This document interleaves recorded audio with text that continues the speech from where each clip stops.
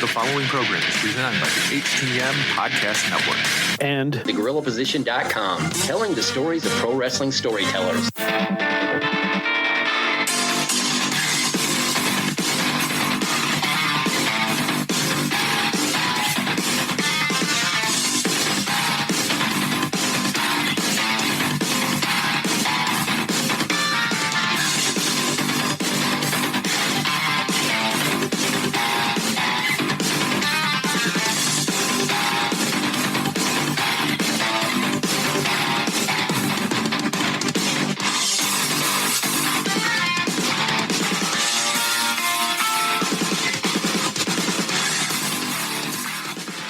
Welcome to another episode of Turnbuckle Talk, powered by thegorillaposition.com and a proud part of the Roar Network.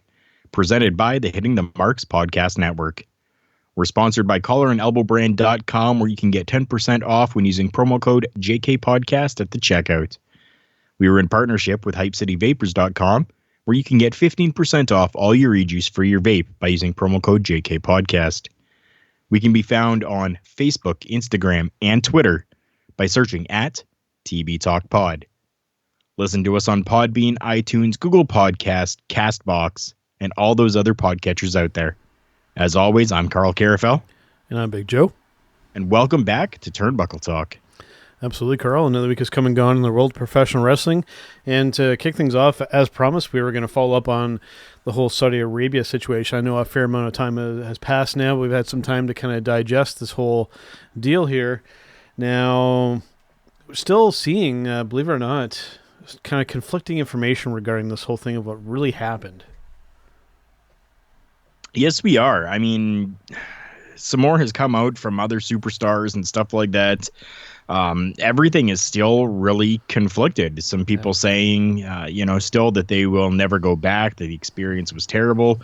Then you've got others who are coming out saying, it was actual just mechanical issues and this stuff happens and, we just kind of have to move forward from it.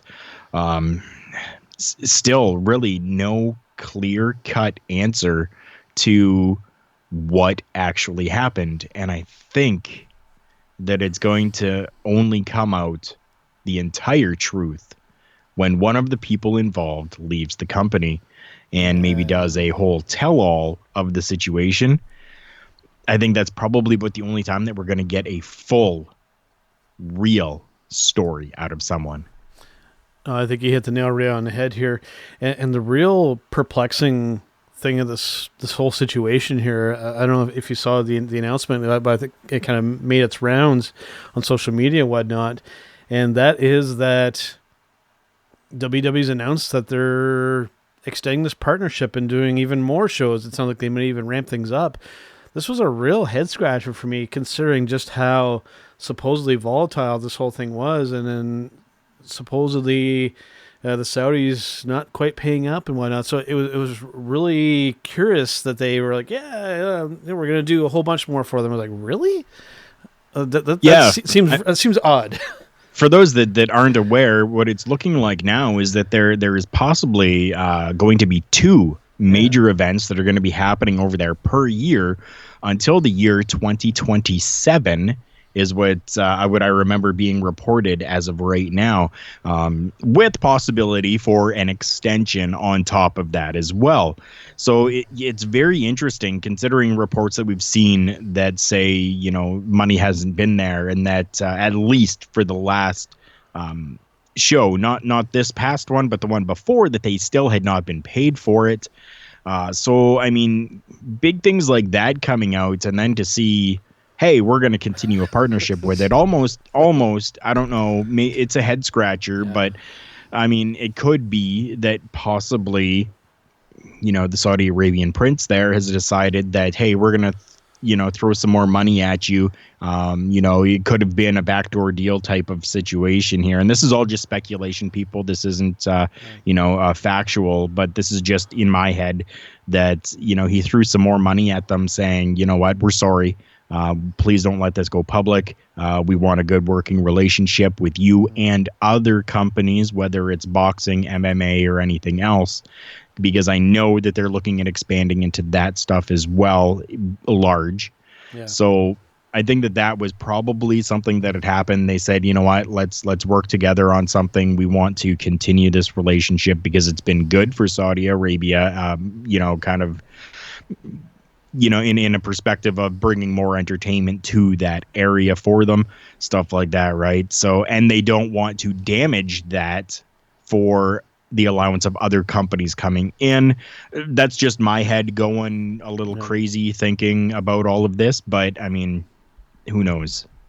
What's your take? What do you think is actually happening? I think that it just really boils down to the money, and I'll make reference to something actually that you had shared with me a little while ago. I think it was maybe earlier today, but I think that it all boils down to is WWE needs the money, and they want to bite the hand that's feeding them. So they kind of went, okay, we'll put up with the BS so we can get the money. That's a big possibility as well. We're gonna go on to that right now then, because you mentioned it and brought it up here. I did share this with Big Joe. I shared it from my personal Facebook page and just tagged Joe in this. But WWE has actually done something they haven't done in a very long time, and they're allowing the superstars to actually spend Christmas with their family. So essentially what they have is a break from December 21st until December 26th. December 26th, they start back up working again. So they're giving them like 4 or 5 days there for them to be able to go spend time with their family and not have to worry about WWE and not have to worry about photo shoots or meet and greets or shows or anything like that. So they're actually pre-taping their shows. Mm-hmm. Now, the show that they had in an area where they were going, they actually had poised that one to be taped show for their Christmas episode. Mm-hmm. Unfortunately, what seems to have happened here is that they were forced to actually cancel that Raw taping due to low sales. So they canceled their Sioux City event on December 17th. And that would have been their December 23rd episode of Raw. And they're actually now going to be taping it on December 16th at the Wells Fargo Arena in Des Moines, Indiana. According to a source in the WWE, the Raw taping for December 17th in Sioux City, Iowa, scheduled to air on the 23rd, was recently canceled by the company due to low attendance. And this person says that they can confirm that the WWE sold less than 1,000 tickets for that show. The Raw scheduled to air on the 23rd is now going to be taped on the 16th after the live edition of Raw has aired. The show on the 16th is selling perfectly fine, and that the talent will now have a break from December 21st to the 25th and be back into action on the 26th. So very, very interesting. This is coming from a guy named Brad Shepard of Pro Sports Extra. Mm-hmm. So I'll put it out there so that everybody, if they want to go and take a look and see who this person is, that's who it is. This is coming out from Twitter, and apparently he has some sources within the WWE and has people that he can talk to there. Unlike us, unfortunately, we don't have that yet.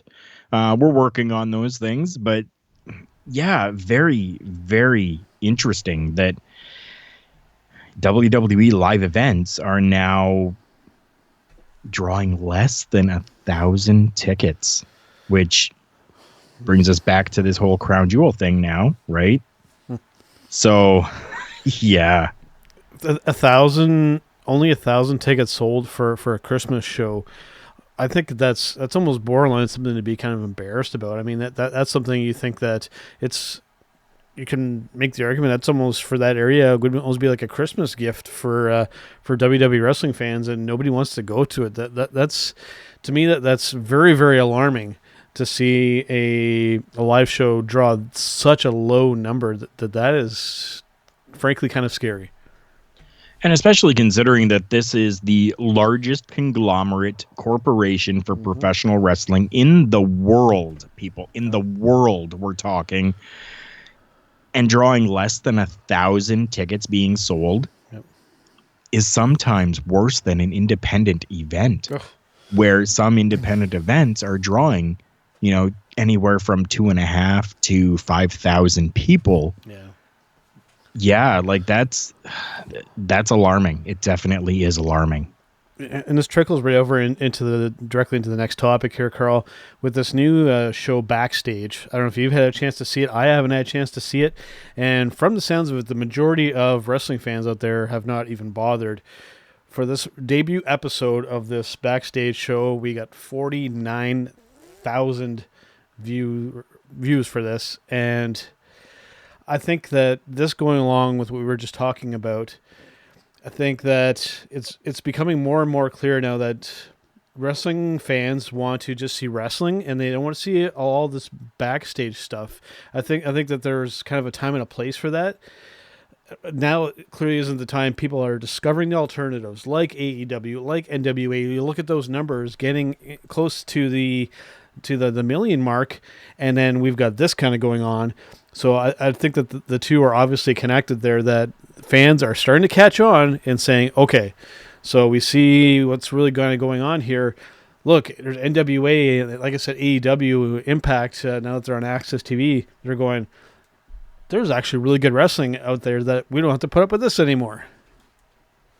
Very true. And I mean, you have to really take a look and break down exactly what is kind of on the WWE network and what the WWE is trying to do. So, I mean, you've got stuff like Watch Along. And this is all stuff that's going to be current things that are running on the network. So aside from pay-per-views, aside from old WCW, ECW, stuff like that, but still currently on the network, you have playing Watch Along, Untold, Superstar Picks, Marquee Matches, Collection Spotlights, Chronicle, Photo Shoot, Music Power 10, 365, WWE 24, Beyond the Ring, and it just says Original Specials. So this is different things like this Backstage. Table for Three, Southpaw Regional, which also airs on YouTube. Yep. WWE Breaking News, WWE Ride Along, This Week in, First Look, Storytime, Camp WWE, The Edge and Christian Show. Just so many different things that are outside of actual professional wrestling, I guess you could say. With the exception of a few things like, where was it here? This Week in WWE, it kind of just goes through the entire week of what happened, right? Yeah. Yeah, like, my word, there is so much that is there that's going on. And it's a lot of, like, outside of actual wrestling, and it's a lot of, like, backstage stuff that's happening. And it's becoming more clear that people are not wanting to see the backstage stuff, and that they're wanting to actually see the professional wrestling. So, yeah. Yeah, like I said, that seems to be pretty clear. I mean, people like us, we like to occasionally see the behind-the-scenes stuff because we kind of want to know kind of the inside stuff. But to a certain extent, you named off the list there. I mean, wow, like it's just it's too much, you know. And then you try and do these storylines and try and make that believable, but yet we see all, you know, we see all, like, say the women, for example, on the WWE Divas, which show I haven't watched in I don't know how long, and you even see some of these people that are currently feuding and whatnot, and they're, you know, maybe at the pool having drinks together or something like that. Just it ruins the whole thing. And I know people are gonna say, "Oh, kayfabe's been dead a long time. It doesn't matter." Yeah, I get that to a certain extent too, but I mean, where do you draw the line on this behind the scenes stuff? Like we had just said, fans are clearly catching on, and fans just want to see wrestling. You know, we don't want to have to watch all these hours and hours of stuff. We just want to watch 2 to 3 hours of wrestling a week and be done with it. And it's very true. And don't get me wrong. There are different things on there that I actually enjoy seeing. I enjoy the Edge and Christian Show. I enjoy Story Time. Camp WWE is more of like an adult cartoon, which is pretty cool. I do enjoy seeing that. There's the Ride Along, especially, is something that I've very much so started to enjoy. Not started to, but I've enjoyed it. I don't think I even mentioned Table for Three. As well is another one, right? Yeah. And then seeing some of these like WWE 24 and some of the 365s for superstars that I enjoy, definitely, right? Mm-hmm. And now something else that's coming out that might actually pique your interest, Joe. I don't know if you've heard about this or not, but one of your favorites, Stone Cold Steve Austin, is coming back I heard that, to the WWE Network with a new series called The Broken Skull Sessions. It's going to be a monthly original series premiering, and it's like an interview series that's going to be happening, starting with actually The Undertaker, which I think is going to be a very cool thing. But I'm glad that they're only going with like a monthly original with this, and that they're not giving us, every week there's going to be a new one. Once a month is perfectly fine for something like that, because it's something different. It's something outside of. It's something that people, when they have the opportunity to, they're going to be like, yeah, this will be really cool. Let me go and listen to this interview that Stone Cold did with The Undertaker. Right? It's not something that's going to take away from their actual want to watch professional wrestling. I will say with that particular one, when you listen to the WWE version of the Stone Cold podcast or Broken Skull or whatever they want to call it, and then you listen to when the show is just being done independently on his own channel and his own network, and with that, it's very, very different. And I got to say, I'm not a fan of like over-the-top swearing and cursing all the time, but just letting him kind of be Stone Cold is frankly kind of better. So that this toned down WWE version, who knows? Possibly that this seems to be kind of a thing that they're going with these podcasts. Even Corey Graves is doing one. If you have a chance to go listen to that, let me save you the trouble.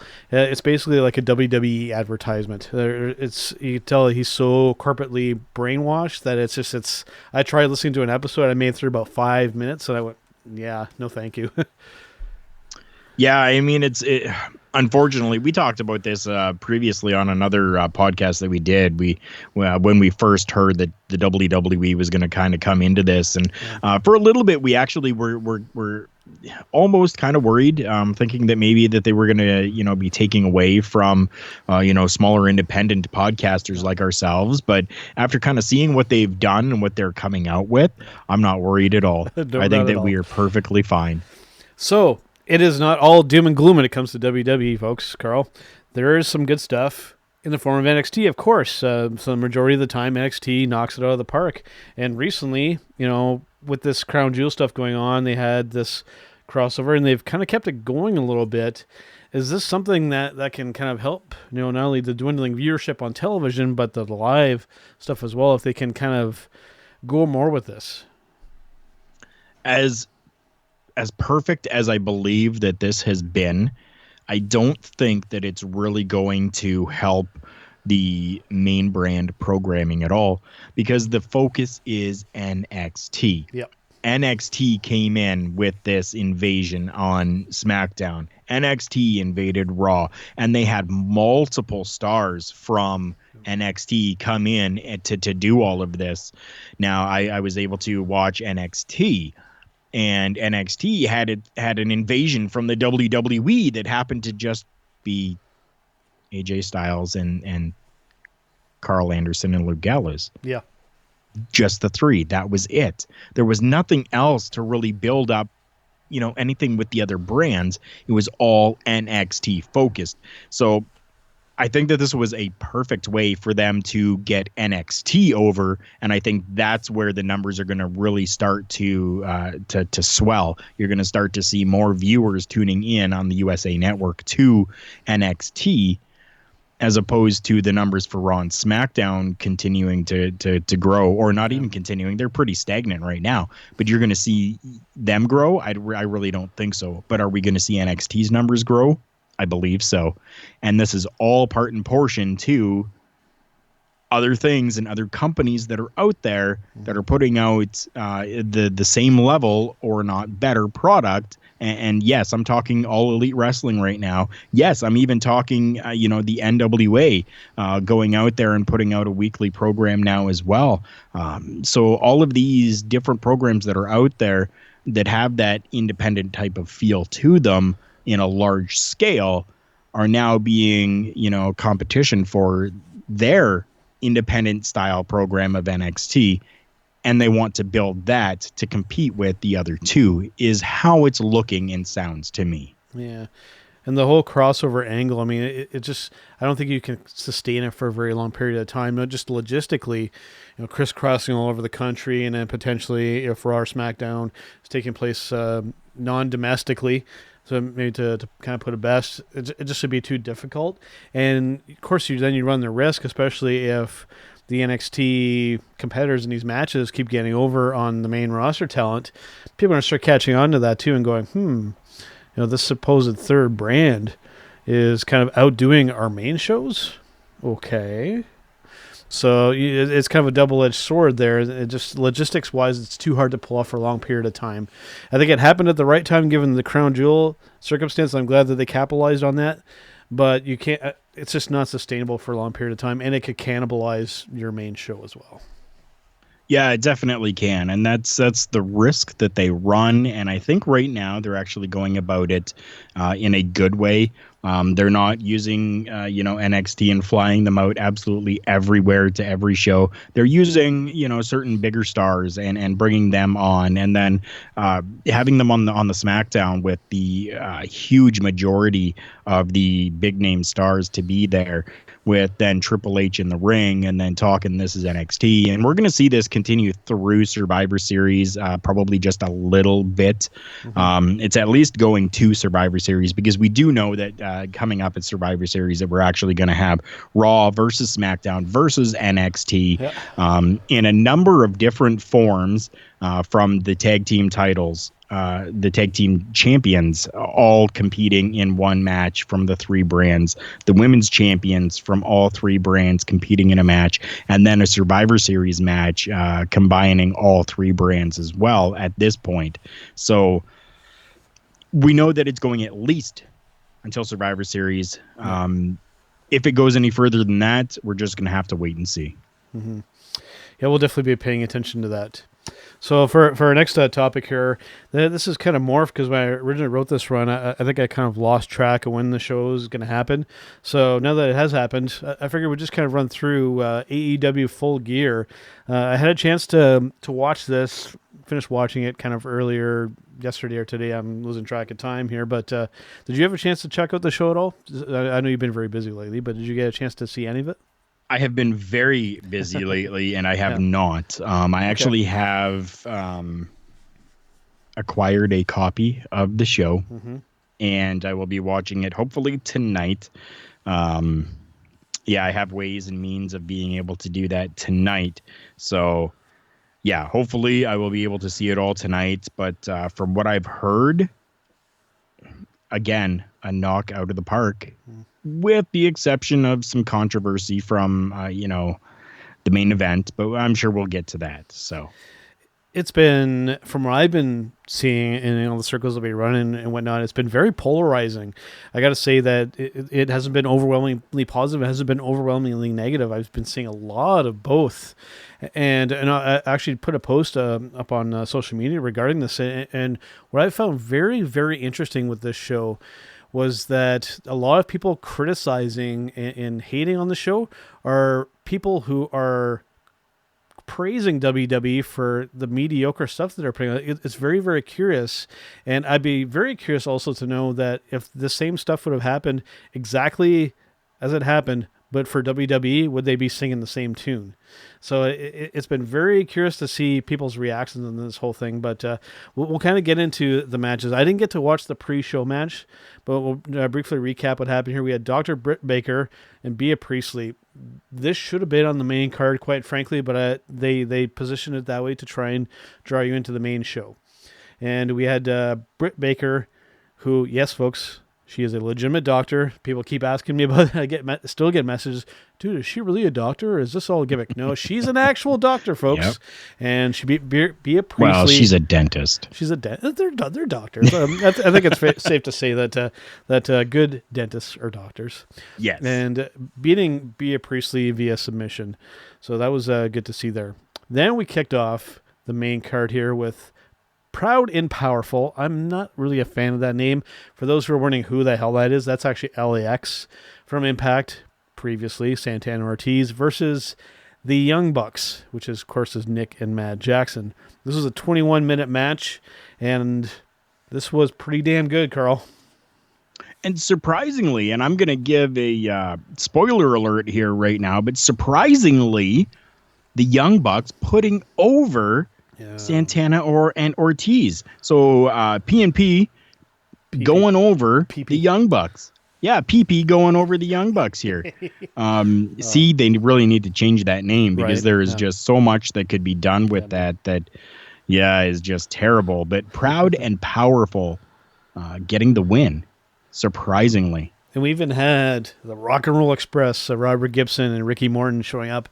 And Ricky Morton, all I can say, folks, is he is kind of an anomaly in the wrestling business. He is getting up there in age, and he's still going out there and doing stuff that the young guys are doing. I mean, when you look at Rock and Roll Express, they really look like the old version of the Young Bucks, and vice versa. When you look at Nick Jackson, like he looks like, I mean, he started balding obviously at a pretty young age, so they look like mirror images of each other in the opposite direction. It's kind of unique actually, and I could see them having a match in AEW probably at some point, but I'm still gonna call them LAX because that's how I know them. Those guys are fantastic. Ortiz does this cool thing of where he goes for a pinfall by basically kind of diving and just kind of going straight and just landing on the guy. They have fun in the ring. Their work rate is fantastic. I mean, it was a good match. Okay, can we? Everybody seems to be overlooking this. Can we please talk about that Canadian Destroyer? Yes, that was fantastic. Fantastic. Holy jumping. If you people have not seen that yet, it's out there on YouTube. Go and look up AEW Full Gear Canadian Destroyer. That's all you need to look up. It will come up there. Now, Joe was talking about the Rock and Roll Express and, getting up there in age, but still being able to hang. That's exactly what we saw here. We saw a Canadian Destroyer. Mm-hmm.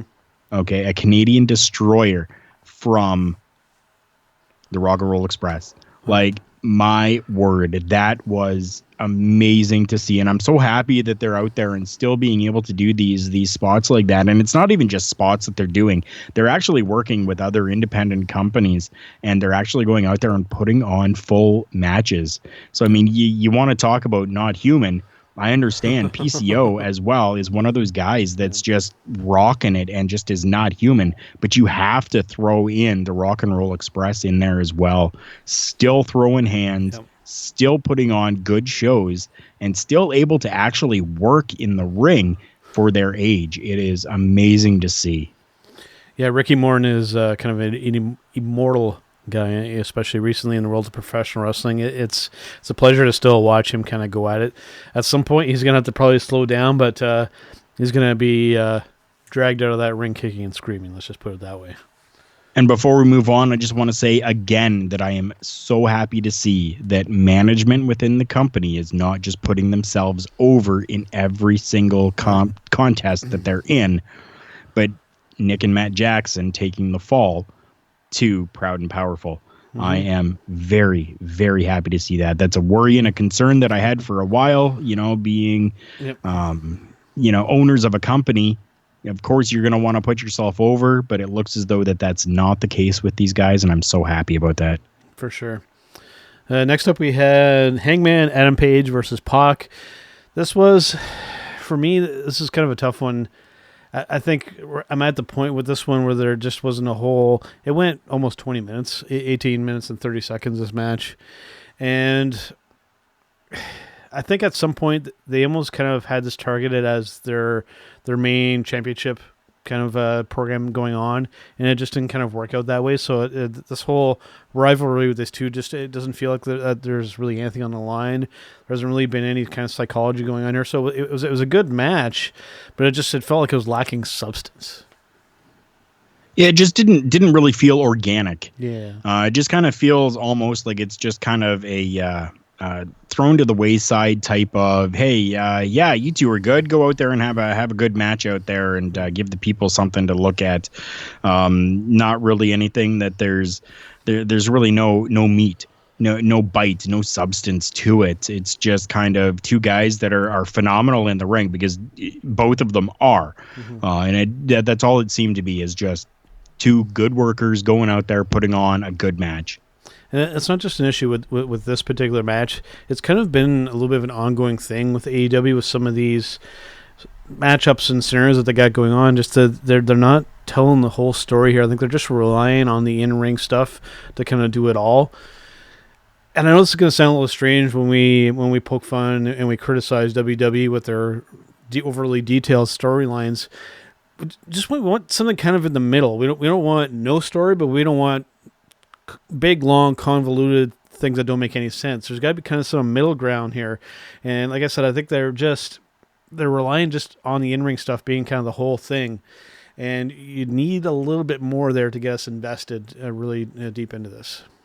So, and that's exactly it. I mean, you could take as many people as you want and just kind of throw them into matches. But I mean, at the end of the day, that's all it's going to be, is just another match that happened, and nobody's really going to care or look back in the history books and go, yeah, that was a great, match or great feud for them to have, because there really wasn't any type of feud to it.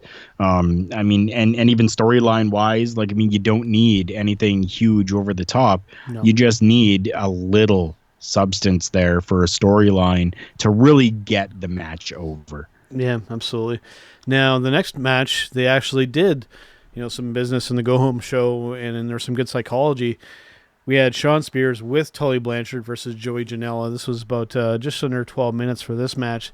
This one was really good. I enjoyed this match. There was some psychology. They made use of the manager with Tully Blanchard, which, of course, if you're going to have him, make use of him, absolutely.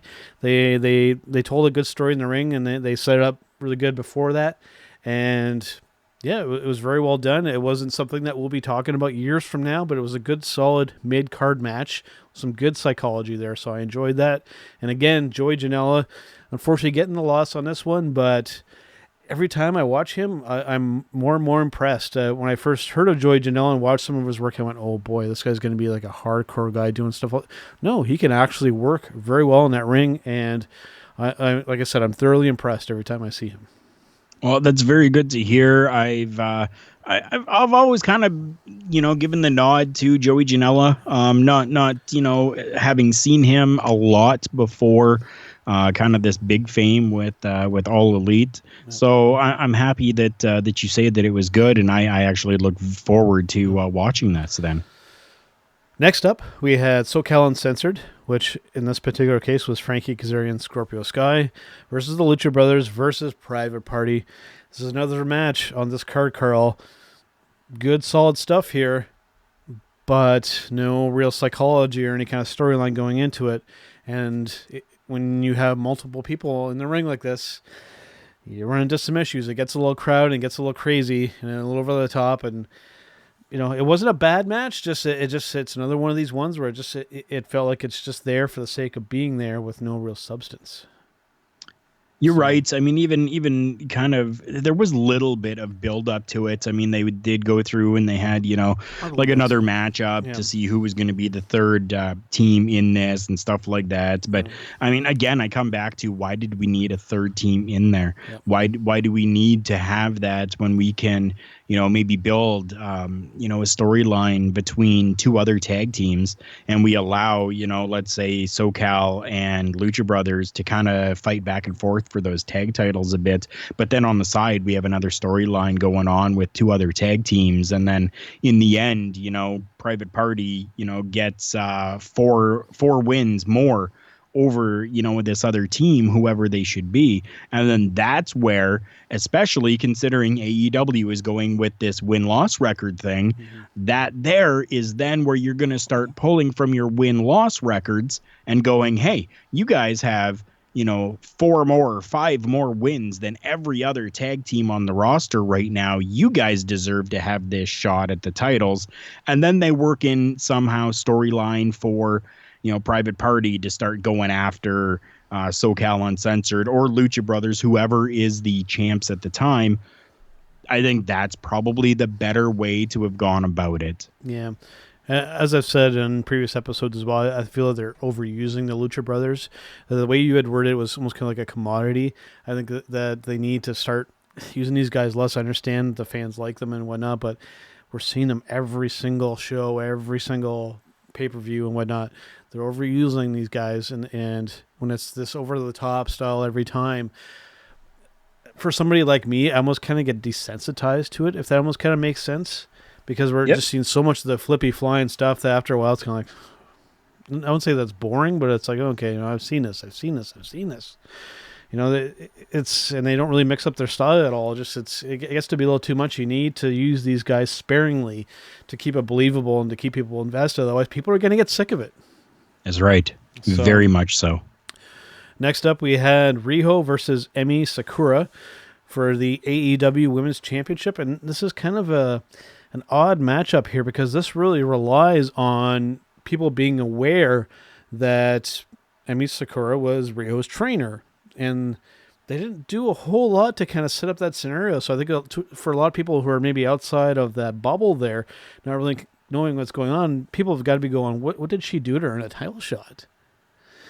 Very much so. Right? You're right there. I mean, it was kind of mentioned a little bit here and there about the whole backstory, but it was never really put out there in everybody's face. And I think that there should have been some sort of video package, highlight package, or something like that. Maybe going back and maybe collecting some video from days where they were working in the ring together, or days when they were training and stuff like that, because I'm sure that video is out there of all of this happening. Being able to get the rights to be able to use a little bit of footage from some other companies that they have worked in and worked with before to kind of give a little bit more to that backstory. Again, it comes back to substance and that real bite of something that we can really grasp onto. And I think they dropped the ball with this one when they really could have done a good video package to solidify the entire matchup and the reasons behind it. Now, she did end up retaining that title as well. Now, coming up after that, we did have a match with a lot of substance kind of going on here. We had, for the AEW World Championship, Le Champion, Chris Jericho versus Cody. They did a lot in this match. This went just shy of 30 minutes, and they did a lot of business here, a lot of shenanigans going on. Jake Hager was at ringside for Jericho, and MJF was at ringside for Cody. Very early on in the match, Cody did a dive. The way they had the ring and the entrance kind of set up, they had the ramp kind of going right directly to the mat part of the ring, so it wasn't angling all the way down to the floor. The ramp went all the way right directly to the top of the ring. Okay. And Cody did this dive and basically landed on his eyebrow and cut himself really, really bad. I don't know if this was a planned spot to happen, but that was one of the deeper cuts that I've seen in a professional wrestling match. And this got pretty bloody, and it was a pretty wild back and forth with these guys. Like I said, they went just shy of 30 minutes, and the way that this ended, they set up because the stipulation was that if Cody lost, that he would never challenge for the AEW Championship match ever again.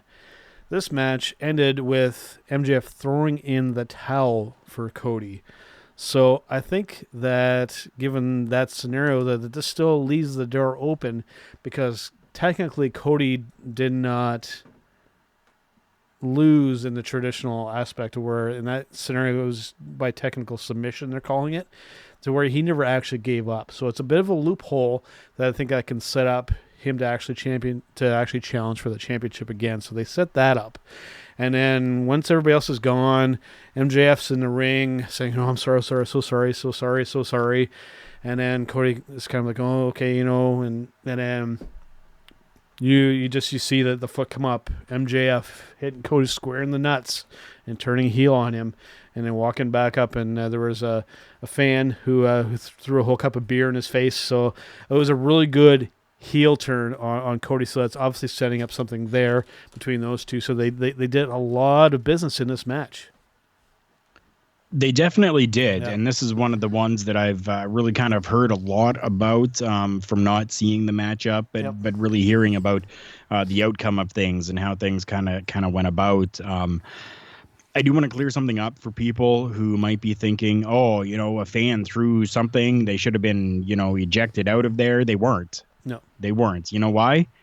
Because I'm pretty sure that this was a planned thing that happened. This is actually an independent professional wrestler who has actually had another dealing with, the entire AEW company itself. AEW had not run a show, but allowed some of the stars to go down to Southern Honor Wrestling, I believe it was, and this independent wrestling star, kind of interjected himself into the matchup down there as well.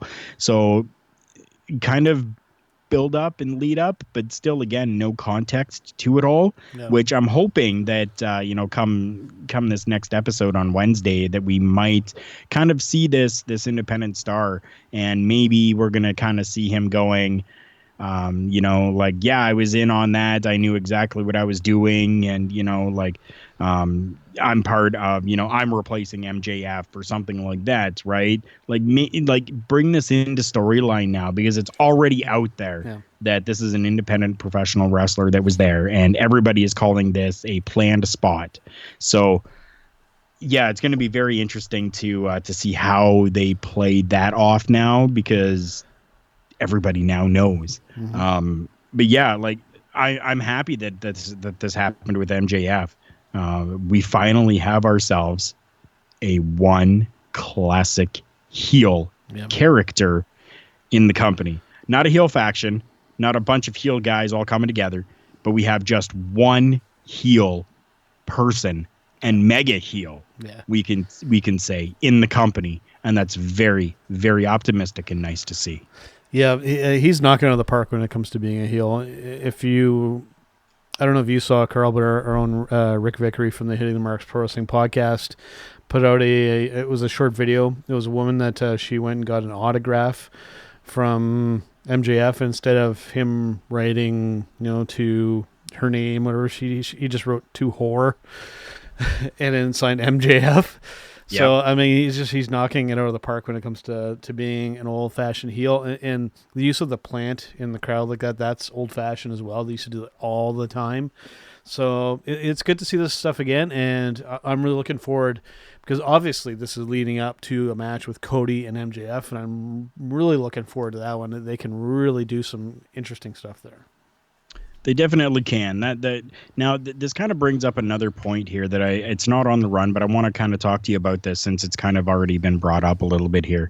AEW claims to be wanting to do revolutionary, new everything. Everything is all brand new, but we're seeing a lot of old school classic things that have happened in the professional wrestling business still occurring pretty prevalently inside of All Elite Wrestling. And the fans are even noticing, and the internet marks and the marktards are even noticing. And is this going to be something that's going to be a little bit of a hindrance, do you think? Or do you think that they can maybe bounce back from this by putting out, a couple of things that might be original and not so much stuff that the big conglomerate has done in the past? I think that the key to doing these properly is to take those old school kind of ideas, but to put a modern day spin on it, so that you're not totally alienating the older fans as well. So you take these old ideas and you put a relatively new spin on it. I think that instead of trying to reinvent the wheel, you can just kind of make the wheel better. But at the end of the day, it's still the same thing. It can be, and that's the danger of doing some of this stuff. But the AEW, they're trying different things. I will give them props for that. Not everything's going to work, and they're learning as they go. If we were talking still WWE about this, it's a lot easier to be critical about them because they've been around for so much longer.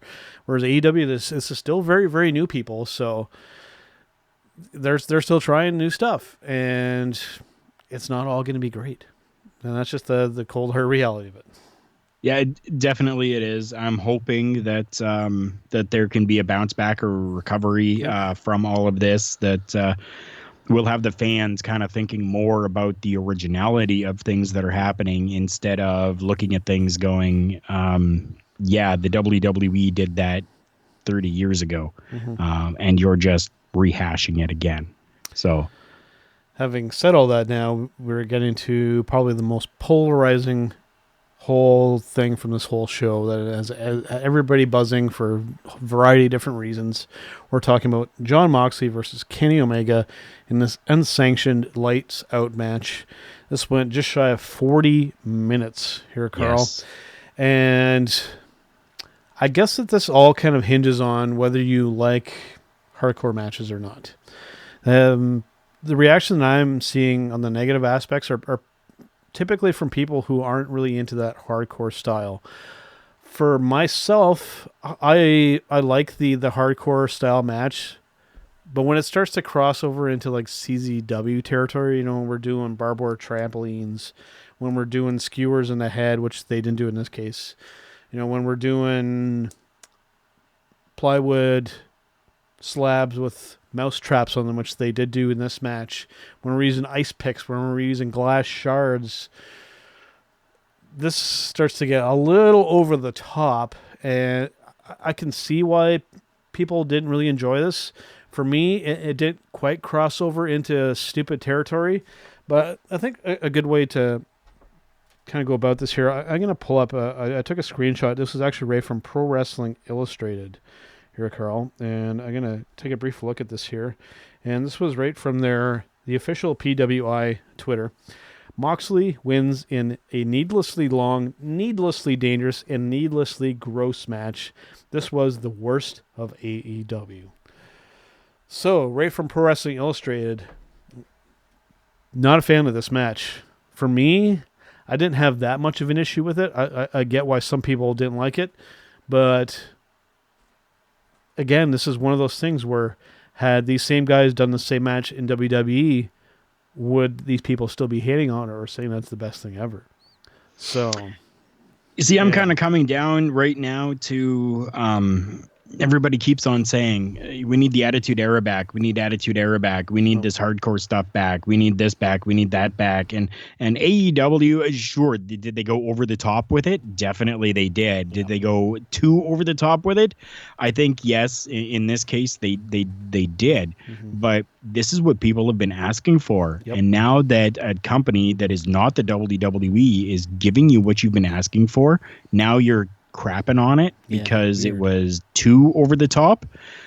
Just as you had said, they're still learning. They're still a small company. They're still trying to go through and figure out exactly what everybody wants. So it's good that these people are putting their opinions out there about, hey, this was too much, because now it's giving AEW the opportunity to go, okay, so we know that was too much. Let's dial it back a little bit and hopefully be able to learn from that and give the people exactly what they're looking for in an Attitude Era type of, hardcore style matchup. Yeah, and to make a bit of a reference outside of all these companies here, Ring of Honor recently, I don't know if you saw this, and I haven't seen any negative reaction to this, which was kind of surprising. They did a match. I can't remember if it was for their weekly show, if it was one of their pay-per-views or one of their main shows. And it involved a match, I guess there's some regular ROH talent versus the commentary team. I saw Riccaboni jumping off and dropping elbows and whatnot. I guess he was actually in a match. And everybody's just perfectly fine with this. I mean, we went from ROH being this company that had the Young Bucks, had Cody, and they were almost kind of on top of the world. And now we've relegated ourselves to reason the commentary team in matches now. And people are not saying anything about this. But yet, Jon Moxley and Kenny Omega do an unsanctioned hardcore match in AEW, and everybody's losing their minds.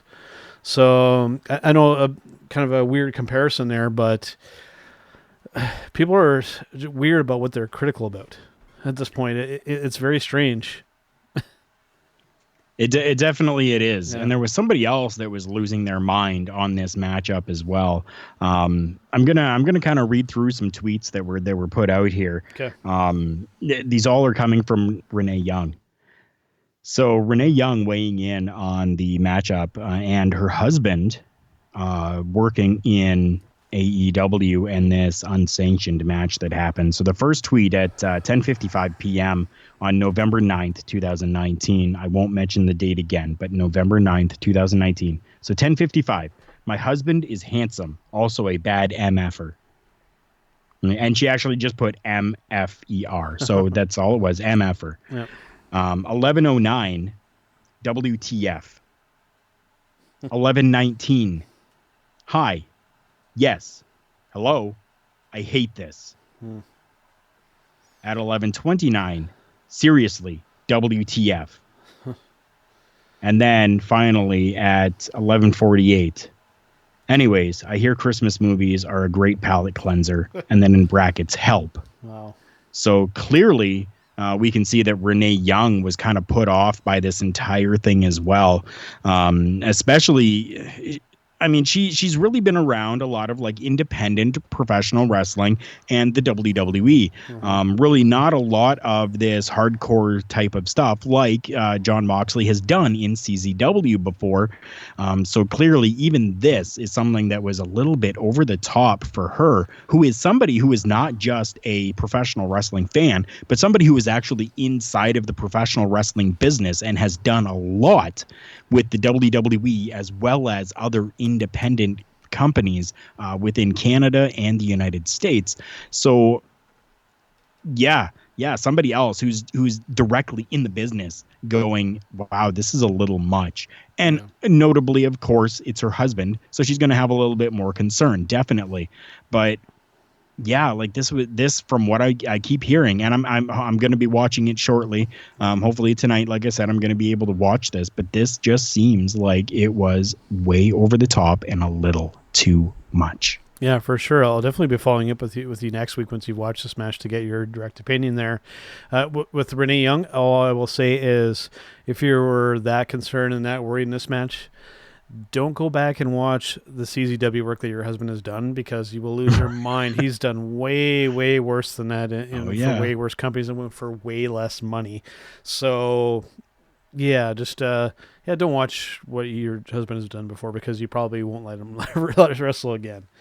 Yeah, exactly. So, overall, I got to say, I enjoyed the show to the most part. The mid stuff there, as I had mentioned, lacking in some psychology and some build-up.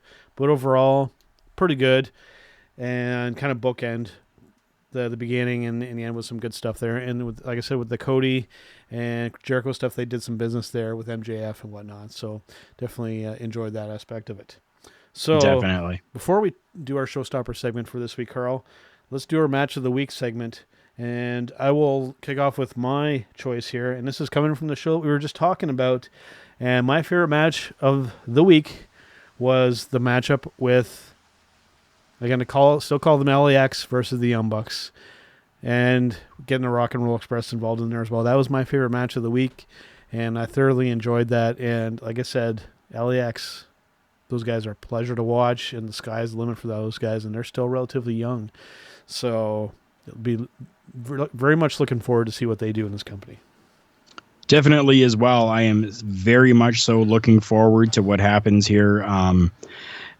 All around, everything within like the tag team division with All Elite Wrestling is really thriving, and it's very, very cool to see. I'm very happy about that. So, yeah, it'll be interesting to see what happens. Because I haven't actually seen Full Gear yet, my pick does not come from there. So firstly, what I want to talk about from this last episode of All Elite Wrestling is the Turnbuckle camera that they have going on there. I am a huge fan of that camera. Yeah, if you didn't see it, it was pretty much right at the beginning of the show, during the Pac versus Trent match that happened there. And I'm a fan of that. And I just want to put it out there that if they continue to use camera angles such as that one, I will be happy. Definitely. Yeah.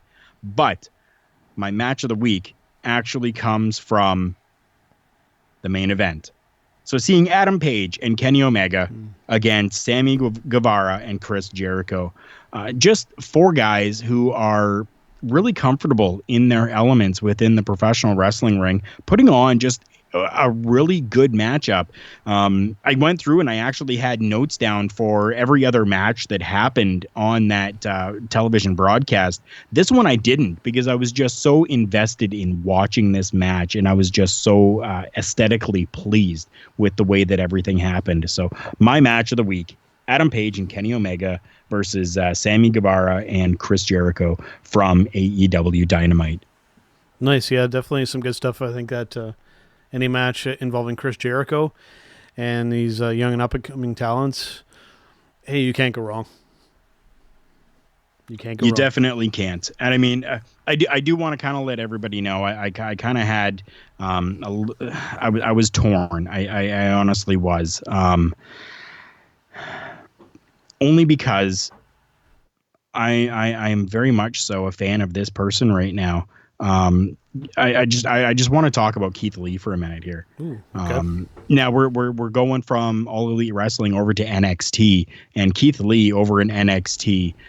If you guys have not seen anything from Keith Lee, I suggest you go and YouTube anything by Keith Lee, because this guy is phenomenal inside that wrestling ring. And it's totally off from our match of the week, but I had to put out there that I am just week in, week out. Every time I see him, he is impressing me more and more on a weekly basis. I'm kind of putting you on the spot here, Joe, but I have a guy, Keith Lee, who I'm just excited to really see week in, week out. Is there anyone from any company right now that you're really looking at going, yeah, I can't wait to see this guy again, or girl? Darby Allin. He's a guy that, since I've seen him in AEW, I've gone back and looked at some of his other work, and a lot of stuff is really kind of rough around the edges, but over in AEW, the guy's been knocking it out of the park, and he puts his body on the line, and the crowd loves him, and I've really become a fan, and I love the whole approach, and when it comes to the actual wrestling moves and the unique stuff that he does, he's so smooth, and he can just be over the top when he wants to, and he's still young. I mean, the ceiling is extremely high for this guy, and it's a pleasure to watch him every single time. Perfect. Well, there you have it, people. I gave you, a name. Joe's given you a name, and everything is good in the world. And we're going to give you a little special something this week. I will not be participating here on the Showstopper segment. Mm-hmm. I'm going to pass things along over to our friend from the Hitting the Marks podcast network, Michael Jargö. He is going to do our Showstopper segment for you guys this week with Big Joe. So Joe and Mike, thank you so much. Jargö, you're always a professional, and I am so happy to be part of everything here with you. Best of luck in everything that's going on now with, new podcasts and with, the Hitting the Marks network. So much love for you. Thank you so much. And you guys take it away.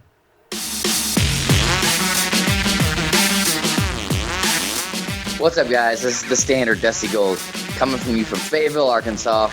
I'm with Joe and Karl for Turnbuckle Talk. All right, guys, Big Joe back here on Turnbuckle Talk. And for this week's Showstopper segment, no Karl this week, but I do have from the Hitting the Marks Pro Wrestling Podcast, the head of the network here, Mr. Michael Jargö. Welcome back to Turnbuckle Talk. Very, very upset, Joe. Oh. I'm very upset that, I just wasn't worth Karl's time to stick around, to hang out with, I was all looking forward to giving crap to my 2 favorite Canadians, but I guess it's just my favorite Canadian. You're going to have to sit out for just one of us this week, brother. But for the Showstopper this week, a little bit something different. I think something we can just kind of have a little bit of fun with here. This kind of stemmed from a Facebook message chat that you and I had going here, and this kind of turned into a full-on topic here. And we're talking about to see if we can outdo the largest attendance ever for a professional wrestling event. I figure since you do, along with Rick Vickery, the HTM Sports here, I figure this would be right up your alley when it comes to big stadiums and whatnot. to the best of my knowledge, been looking through the Googles here on my iPad beside me while we're recording here. Now, it looks like, as of right now, at WrestleMania 32, the largest crowd for a wrestling event has been 101,763 at the AT&T Stadium in Arlington, Texas. That's a pretty big crowd, but we've got a lot of big arenas around the world, Jargö, and I think that, given the right scenario, I think we can top that number. I think that's probably your best bet, though, is Jerry World down in Arlington, Texas, Dallas, whatever you want to call it, where the Cowboys play.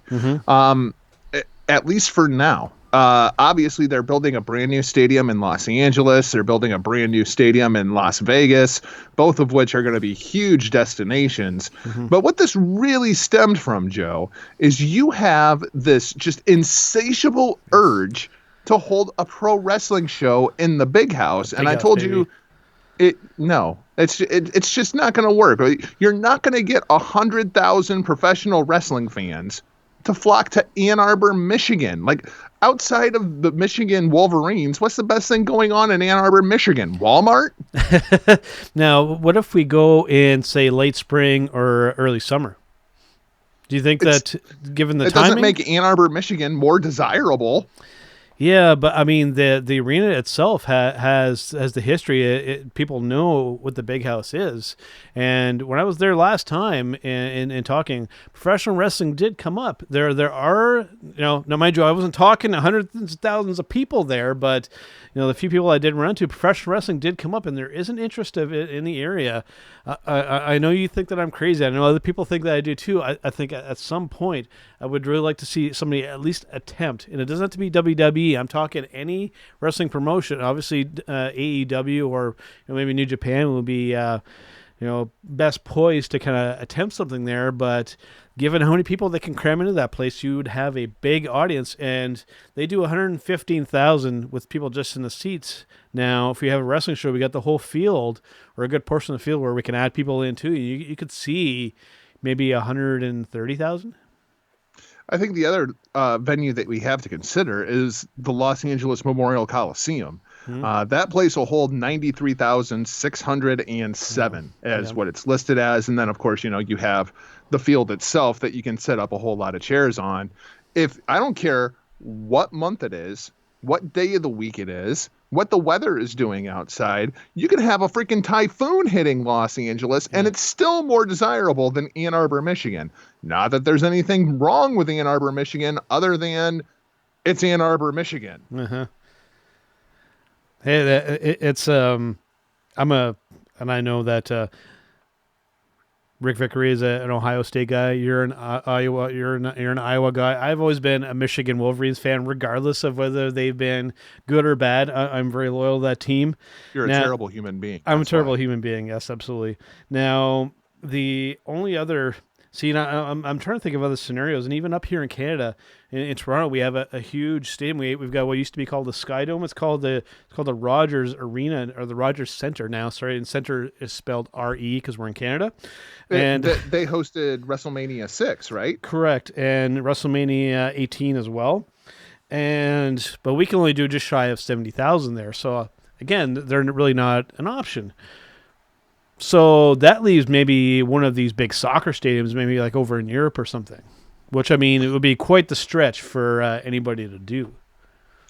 What's the capacity for Wembley Stadium? Because there are some big effing stadiums out that way, sir. And I think that then you'd be looking at probably WWE doing something like this. Or if the Saudis build some big gaudy stadium over there in Saudi Arabia, which, hey, very well could actually happen. And you don't have to worry about selling tickets. You can just threaten to behead everybody. Right? I think Wembley Stadium holds roughly like 90,000. Yeah, I mean, I could easily see something like that happening long before the big house in Ann Arbor, Michigan. Yeah. And a lot of it is just the size of the town. I mean, if you put 100,000 rabid pro wrestling fans in Ann Arbor, Michigan, you damn near double the population of Ann Arbor, Michigan. Yeah. I think Wembley is a real possibility. Yeah. Now, what about some of these bigger college stadiums, like we're talking like East Coast, down south. Like what about maybe Ohio State or the Swamp down in Florida? Those have got some pretty high capacities as well. Now, I guess it would just be a matter of these companies, whether it be WWE or AEW, being able to strike up some kind of deal there. I know with AEW, with maybe Jacksonville Stadium, they could maybe pull some interesting numbers there. Well, and that's part of the reason that I pulled up the information for Wembley, because it wasn't that long ago that Shad Khan actually tried to purchase Wembley Stadium. Interesting. And the government said, no, you can't do that. Like the government had to step in and tell them, no, you can't sell the stadium to one individual owner. The government. So having said all this now, who do we think, because I think it's just a matter of time before this record gets broken. Now, it's currently being held by the WWE. Now, do you think that they break their own record, or does AEW topple them? Or is it New Japan, or is it somebody else? Well, I think the logical conclusion would have to be WWE at this point. Yeah. I mean, even AEW, I mean, hell, they had a hard time the other night. I want to say that venue in Baltimore holds like 8,000 people, and they only squeezed about 6,000 people into it. I don't think AEW is anywhere remotely close to being able to put on a show that large, let alone what the cost involved would be, with the exception of that stadium in Jacksonville, Florida, which obviously the Khans already own. Yeah. But that's, I think, even at maximum capacity, you're still only looking like 65, 70,000 down there. Yeah. So it's an interesting question. It's something I don't think anybody's really kind of talking about. But again, it kind of stemmed from a conversation that the two of us were having. And I figured we'd just have a bit of a back and forth to kind of see what we could do there. But I think that, one of these big soccer stadiums over there in Europe somewhere, I think could be an interesting thing if they wanted to branch out that far. Well, that and UK fans are absolutely insane, so absolutely. They're going to flock to soccer an event like this. Yeah. Whereas in the United States, pro wrestling fans in particular, as Daniel Bryan said, are fickle. Fickle, yes. Absolutely. Drawing 15, 20,000 for WrestleMania, like, yeah, I know what the attendance figure says, but I also know that I have heard that the WrestleMania 32 was closer to like 80,000 people, and then they figure in personal seat licenses and all that crap, which is how they get to build these stadiums, and they figure all that into the actual attendance. So I'm not saying that their 101,000 isn't, a legitimate number, but I'm saying there's no way there was 101,000 people in that stadium. Yeah, I hear you on that one. So something I'll keep an eye on if anybody wants to try and tackle this record. Like you said, WWE probably your best option when it comes to this kind of stuff here. Now, before we do end off here this week, since I've got you here, I've already talked to Karl about this on the show here. We're talking about the last match on AEW Full Gear. Oh, no. Me and Karl have already talked about this. I know that you have a pretty polarizing viewpoint on this, so, dude, I got to pick your brain on this one before I let you go. What did you think of this match? Now, but before we get into too many of the details, would you consider yourself a fan of the hardcore style of professional wrestling? Absolutely not. In no way, shape, or form. And I think let alone deathmatch style wrestling. Like some of the stuff that happened in ECW was too much as far as I was concerned. Let alone, when we're busting out beds made of barbed wire. Yeah. See, now for me, I like the hardcore style, but when we start getting into the shards of glass, when we get into which I don't think I've ever seen before, sheets of plywood with multiple mouse traps on them, that's where I kind of start to draw the line. But trampolines made of barbed wire, that's some CZW crap there. That's where it starts to get a little over top for me. The majority of it, though, I thought was pretty good because, I liked some of that hardcore style, but I don't like seeing it. They're not doing it all the time, but there's definitely some aspects of this that were over the top. Okay, well, let me ask you a couple of questions, and if you can answer this, perhaps you can sway my opinion. Well, we'll see. Okay. I couldn't do it with Orange Cassidy, so I don't know if I can do it with this. Okay, so when you look at this entire program, since this whole thing kicked off at Double or Nothing, who's the antagonist and who's the protagonist? Who did you want to win this match and why? This is an not just an issue with this particular match. This is an issue just with AEW in general. We haven't told the proper story, and we don't know really how to. Again, Jargö, you and I, we're kind of inside the professional wrestling bubble, so we know kind of what's going. And again, more with this card specifically with Riho and Sakura, we know kind of the history there that they have as trainer and student. But your average fan out there maybe doesn't necessarily. People need to be told this stuff so that we know how to feel. With Kenny Omega and Moxley, I mean, you and I know that Kenny should be the good guy and Mox should be the bad guy. But when you look at this match, I mean, you could say that there were heel and face turns throughout this entire match, switching back and forth. And personally, I would have minded either guy winning. I think Kenny probably needed a win more than Mox did. But yeah, I totally get what you're getting at. It's I don't know how to feel about either of these guys, and I know what's going on. And now Kenny Omega tweets out somewhere between Sunday night and Monday morning. Yeah. You know, the only problem is you didn't kill me. I'm coming back, which means I win. Okay, so where does it go from here? Because you started with the blow off. Mm-hmm. So now what? We're going to put Moxley and Omega in a regular wrestling match, and Kenny Omega is going to out wrestle Jon Moxley and hold his shoulders down to the mat for 3 seconds. Yeah. How uneventful does that feel? Like it's just, I don't see where it goes from here. It doesn't make any kind of logical sense other than, oh, well, Moxley just had to get this out of his system. He didn't get it out of his system when he was in the G1. He didn't get this out of his system when he wrestled Joey Janela in an unsanctioned match. Like, is this just what we're going to do with Moxley? Because I think Moxley's a hell of a lot better than that. I know Kenny Omega is a hell of a lot better than that. It just doesn't make any sense. The problem is we have, just to throw a random number, we have a 10-chapter story, but we've jumped all the way to chapter 9 and 10. We have to tell the other chapters, like we have to, you got to kind of start a little small and then work your way up to a crescendo and then take people on that ride and then take them down. But we've already jumped to the conclusion, and we didn't tell any of the backstory at the beginning part of the story. We just we fast forwarded through everything.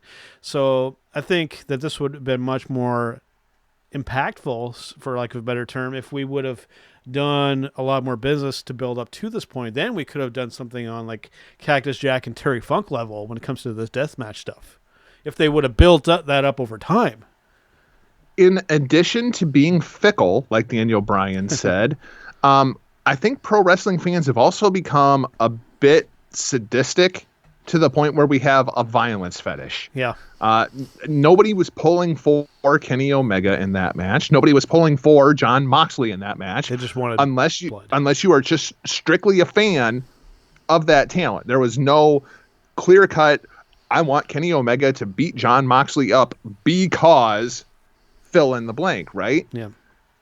So you do these matches cold and you just leave the fans just cheering the violence. Mm-hmm. And it really hit me when, we're going through all this stuff, right? We're busting out, the mouse traps, and we're busting out the barbed wire baseball bat, the barbed wire broom, and the fans start chanting, "We want tables." Yeah.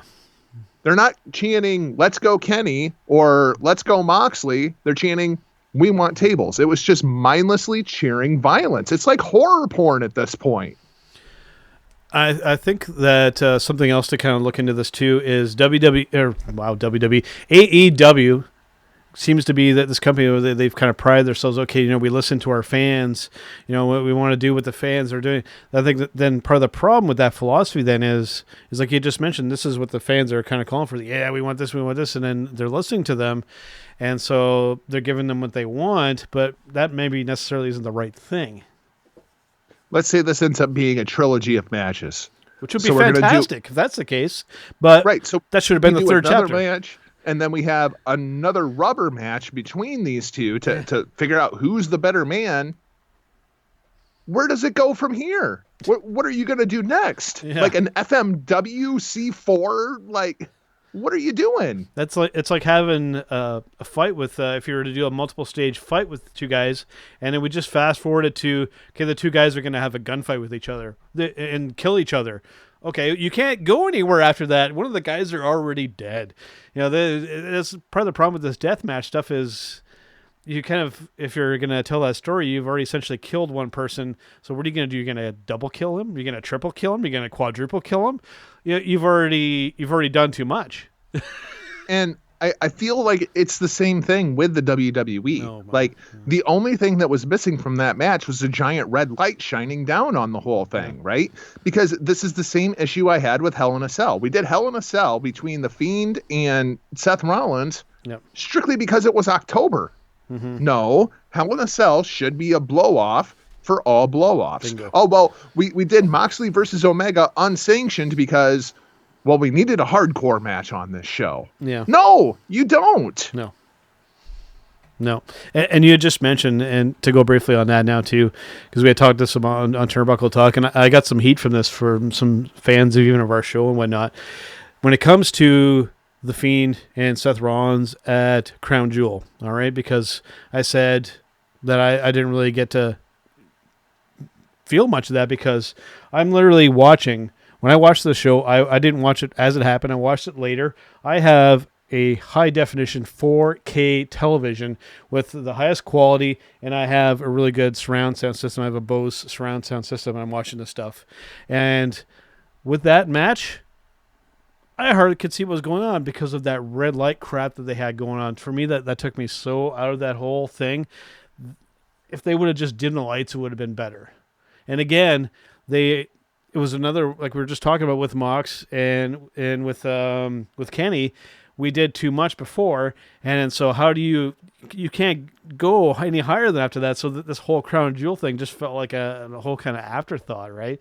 And it was just the added of that red stuff, man.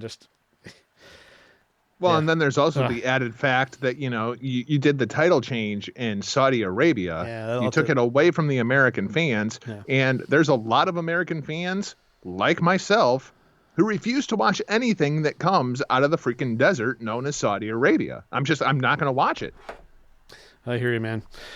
Before we do go, one more thing to kind of bring up here. I don't know if, you pay attention to things, so you may have seen this, but I don't want to get your mindset on this. It was something that Karl had tagged me on Facebook. I don't know if you saw this, but the Christmas show that WWE had planned, they had to cancel it because they only sold 1,000 tickets. I want to get your take on this, man. What do you think of that whole thing with them only selling 1,000 tickets for a live show, for a Christmas show? The part that is just my absolute favorite is they have come out and said that it was a scheduling conflict. Right. It's not that we can't sell tickets, but we can't sell tickets. It was so weird, man, because that show was in like Sioux City, Iowa. Yeah. I live in Iowa, and I've been to Sioux City like once in my life. Yep. Like that is just such a horrible venue to be trying to run on Christmas. What was that? Christmas Eve, I want to say. I think so, yeah. And now the narrative that's being pushed forward by, WWE shills, shout out to the Professor Chabela Vera Cruz and Rick Vickery. They're just giving their talent like a week off for Christmas. Right, just a coincidence, yeah. Which is just such a load of crap. Right. If Vince McMahon could sell 20,000 tickets on the most holy day of all holy days, Vince McMahon would do it in a heartbeat. In fact, he would also run a house show opposite of the show that he's running that sold that many tickets, just so he can make more money. Yeah. More money. Yeah, it's such good Canadian. Yeah. I see what you did there. Okay.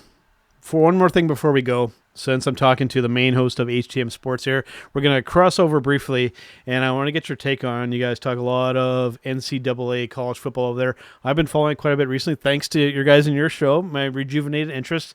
My Michigan Wolverines are out of the picture, essentially, by right now. Given the recent polls and everything right now and the rankings, who's taking this whole thing this year? I've been on the LSU train since LSU was like number 17 in the freaking country. I've been saying for weeks LSU is the best team in the country, and then they go into Alabama, go into Tuscaloosa, and just slap the Crimson Tide right up alongside the head. I don't think there's any question at this point that LSU is the best team in the country. the craziest part of this whole thing is LSU is still going to have to play inside of the SEC championship game, quite possibly against the University of Georgia. Mm-hmm. I could easily see Georgia beating LSU on a neutral field. And then what? It's just, there's a very real possibility at this point that the top 3 teams in the country are all coming out of the SEC, even though 3 of them aren't going to make the college football playoff. As of today, my 4 are LSU, the Ohio State University, Clemson, and Alabama. Yeah. I think you had mentioned them. I think Georgia could be the one, I think, to kind of find some way to sneak in there. They've been just quietly kind of creeping up those polls, and if somebody missteps, they'll be there to pounce. And the fun one's Minnesota. Yeah, Minnesota is still unbeaten, and there's a very real possibility that it ends up Minnesota taking on the Ohio State University. Yep. I haven't seen the newest poll, so I know going into this Saturday, Minnesota was number 17. They're still undefeated. Okay. I don't think, even if Minnesota wins out, I don't think they make it into the college football playoff. Okay, well, to solve that mystery, then I've actually pulled up here the most, to the best of my knowledge, the most recent polls. Okay, so I'll start at 25 and work my way up. We've got Oklahoma State at number 25. We got Indiana at 24, Iowa at 23. We have Texas at 22, Navy at 21, SMU at 20, Boise State, which I've never really bought as a top 25 team, but they're still there. Memphis, that ugly ass blue field, right? And then we have Memphis in 18. We have Cincinnati at 17, Notre Dame, which is a team I can't friggin' stand, being a Michigan fan. We have Wisconsin at 15. Then we have my Michigan Wolverines at 14. Auburn at 13. Baylor at 12. Florida, 11. Oklahoma at 10. And with their most recent loss, Penn State has fallen down to 9. Utah at number 8. Minnesota at number 7. We have Oregon at 6.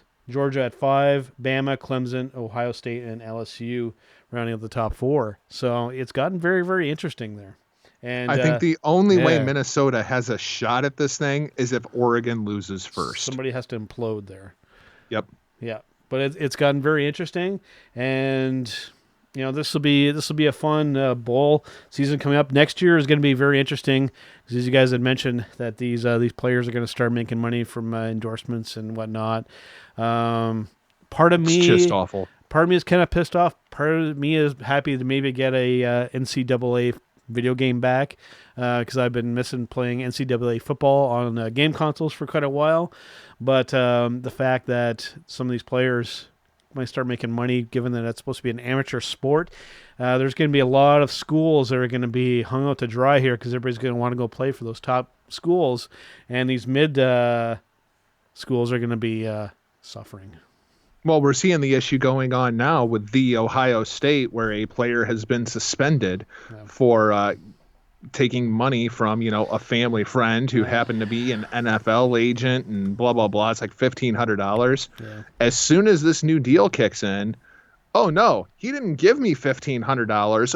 I sold him my game-worn jersey from, the Ohio State versus Michigan game. And, I sold it to him for $1,500. That's not a violation of NCAA policy. That's just me selling, my name and likeness. And that's exactly what it's going to become. You're going to have Alabama. You're going to have Ohio State. USC is going to catch back on real quick and in a hurry. Texas is going to catch on real quick and in a hurry. Yeah. Perhaps UCLA. These are all going to be Florida, all going to be destination cities. And everybody else is just going to get left out in the cold, where Michigan, let's say, used to get 5-star recruits per year. Well, the boosters down at Ohio State say that, I can make $3,000 a game. And, the boosters up here are only promising me like $2,000. I'd love to be a Wolverine, but I guess I'll go to Ohio State. That's what it's going to become. Yep. The next Tom Brady might not come from Michigan. It's probably going to come from Ohio State, or it's going to come from Bama, or it's going to come from Florida, or one of these top-tier schools that gets all the money. Okay, but Tom Brady's the GOAT. All right. Tom Brady is the greatest football player who has ever walked this God's green earth. And he played in Michigan, so suck it. And he stunk at Michigan. The dude couldn't throw his way out of a wet paper bag at Michigan. Right. That's why he went in the 7th round, right? I mean, let's not sugarcoat how great Tom Brady was until he got to New England and Drew Bledsoe got hurt, and Tom Brady was given an opportunity to come in and light the world on fire with Belichick. Yep. Yeah, absolutely. It's I know we're getting off on a whole sports thing here, but what the hell? We got the time here. That it's really interesting to see some of these college players, to see how it translates over to the NFL. Like there was one, try to remember his name, Tim Tebow from Florida, did fantastic over there, and he came over to the NFL, and it's like, dude, are you okay? Like, what happened? He won a playoff game in Denver. Yeah, like. Outside of, the couple of Peyton Manning years, the garbage years that they had him out there with the Broncos, Tim Tebow's the best quarterback that John Elway has recruited at this point as far as an NFL player goes. And all Tim Tebow does is win. Yeah. Like, I can sit there and I can watch the film and I can tell you that guy is not an NFL quarterback. But you look at the win-loss record and somehow Tim Tebow just finds a way to win. Yep. And sometimes that's all it takes, man. And now he's playing baseball, and I'm pretty sure that he's been suspended for performance-enhancing drugs, which turns out that it was just communion from this past Sunday. Oh, boy. Okay.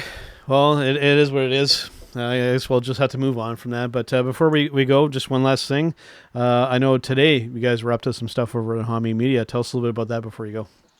The Monday Locker Room, as presented by hackerhameen.podbean.com. Today was me and Huckleberry's anniversary, man. 2 years of the Monday Locker Room. I can't believe that I've been doing that show for 2 years. I also can't believe I've never missed a Monday inside of the Locker Room in 2 years, which is even more astonishing to me because I'll be the first guy to call off work if I've got a little bit of a nose dribble. Today was just crazy, man, because we did a full review of Full Gear. I think I've reviewed Full Gear like 3 different times now, and I said that the show sucked on every one of them. And then, we also did a review of the New Japan Showdown show out in San Jose, which I think was actually better than Full Gear. We did a preview for the New Japan show tonight coming out of the Globe Theater in Los Angeles. We did a Monday Night Raw preview, and I haven't watched Monday Night Raw since WrestleMania. I don't need that kind of negativity in my life. Right. I agree with you 100%. I haven't watched Raw in quite a while, and since SmackDown has gone over to Fox, I haven't been watching much of that either.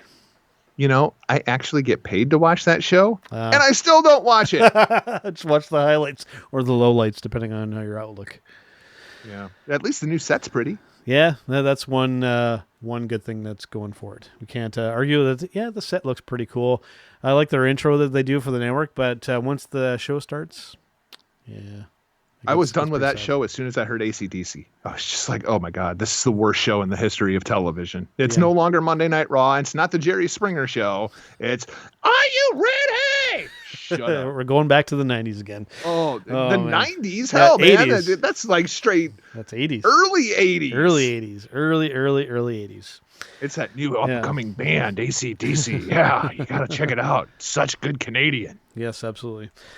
Speaking of Canadian, of course, today we're recording on Remembrance Day. I actually forgot to bring that up at the top of the show. I went to that ceremony today. It was very well done. Where I'm at, it was actually snowing for the whole thing. But I know that your version down there is Memorial Day, which happens when? Well, we do Memorial Day in May. Okay. Veterans Day, I'm thinking of. Today is Veterans Day. Veterans Day. That's right. Yeah. It's also known as the Day of Justice. Yes. Yeah. Because my middle daughter's name is Justice, and today happens to be her birthday. So, yay, I have another freaking teenager. Somebody please kill me now. So, I had the pleasure to go. That was very well done there. And, of course, I don't know about yourself, Jargö, but I had some family members that were involved in conflicts years ago. And, thanks to their sacrifices and what they'd given up, and some of them actually died, we have the freedoms and we have the ability to do what we do here right now. So, of course, always grateful for that. All those sacrifices that those guys made. If that stuff would happen now, I don't think that things would necessarily go the same way. Back then, men were men, and they fought for our freedoms, and we get to enjoy a nice life now, given all that has happened. So, but now we get to cry about it on Twitter. Yeah, that's not the same. Not the same. And I mean, you guys are Canada. Like, what are you going to do? Throw snowballs at people? Hockey sticks, my friend. Hockey sticks. Oh, I could see that. Pucks. What wins in a fight? A hockey stick or a baseball bat? I think a hockey stick. You get a wider range with it.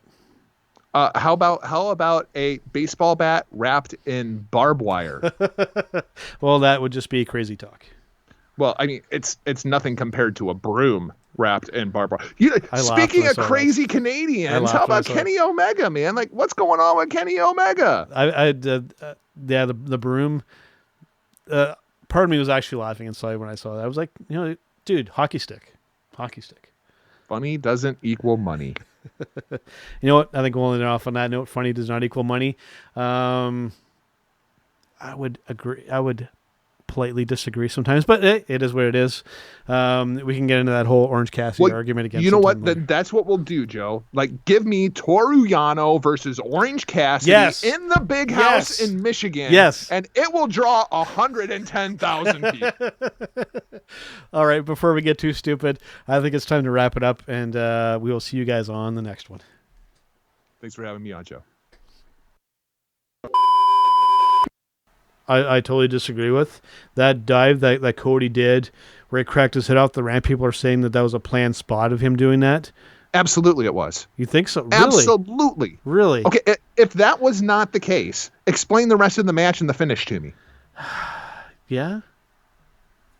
Yeah, I guess that makes... I just don't know how you could plan to jump and land and crack your head open here.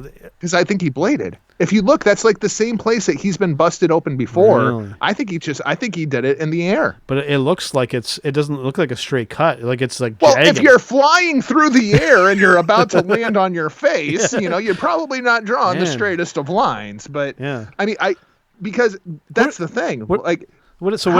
Did Michael J. Fox blade him? Out if there's no blood. Did Michael J. Fox blade him? Because that's what it looks like. It's like. Yeah, well, yeah. But I mean.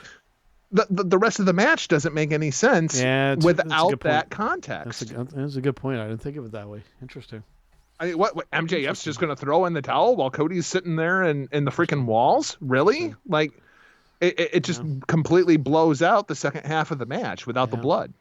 Oh, interesting. Very interesting. That's kind of my takeaway from it. Huh. Yeah, now that I think of it, it does make sense. I can't wrap my head around. Okay, so I'm gonna just think that we're booking this match. It's like Jargö was like, okay, so what are we gonna do, Cody? He's like, so what I'm gonna do is I'm gonna run off the ropes. I'm gonna jump out and I'm gonna land on my head. Okay. Yeah. Are you sure, brother? Right, exactly. But because I'm with you. At first, I was like, "Oh, damn! Oh, that's nasty." Yeah. But then, as you watch the rest of the match play out from that point on, that was such a huge part of the match, and the rest of the match doesn't make any sense without it. My only complaint is MJF should have thrown in his scarf instead of the towel. He should have taken the scarf off of his neck and thrown that into the ring.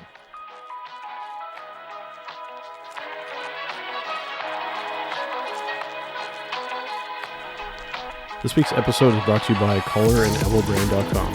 Visit collarandelbowbrand.com where you can get 10% off everything at the checkout when you use promo code JKPodcast, including this week's featured item, the At Large